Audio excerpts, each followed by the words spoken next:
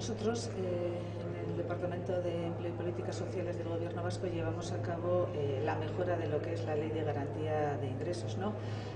Como bien decía la consejera de Castilla-La Mancha, nosotros ya tenemos una experiencia y una trayectoria desde el año 2011, hemos ido avanzando, hemos ido mejorando, hemos hecho una propuesta ahora de mejora de lo que es nuestra renta de garantía de ingresos, porque lo que tendremos que tender es a que sea una renta justa que evite la cronificación de las personas en el modelo y que dé oportunidades de aumentar su empleabilidad para que puedan mantener un empleo que les permita llevar a cabo una vida digna, que les permita tener recursos suficientes para tener una vida autónoma. Y sí que es verdad que para eso hemos estado mirando los modelos de los países más avanzados de la Europa del Norte y también de países próximos como es Francia. Bueno, creemos que tenemos un bagaje, tenemos importantes cuestiones en las que estamos avanzando y puntos de mejora que tenemos que también poner en marcha en esta próxima reforma, no solamente de la ley, sino también de lo que es la gestión de la propia renta de garantía de ingresos que ya llevamos haciendo a lo largo de este año.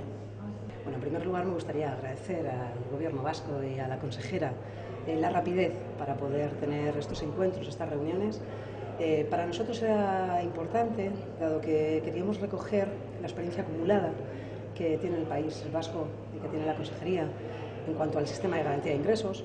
Nosotros estamos caminando hacia una ley de garantías ciudadanas que incorpora una parte de garantía de ingresos, y un poco lo que queríamos es que nos contara un poquito cuál ha sido el proceso, cuál ha sido esa experiencia acumulada, cómo se han ido dando los diferentes cambios y adaptaciones, con lo que bueno, esperamos que esta reunión para nosotros es elemental.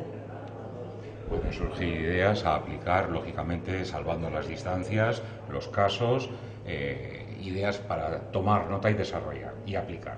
Evidentemente hablamos de dos regiones profundamente distintas, tanto en territorio como en niveles socioeconómicos, como en estructura productiva. Pero creo que la experiencia acumulada siempre es un hito. Creo que siempre hay que escuchar. Yo creo que hay que ver todas las experiencias que tenemos en este país. Vamos a ir recorriéndolas. La primera es la del Gobierno vasco.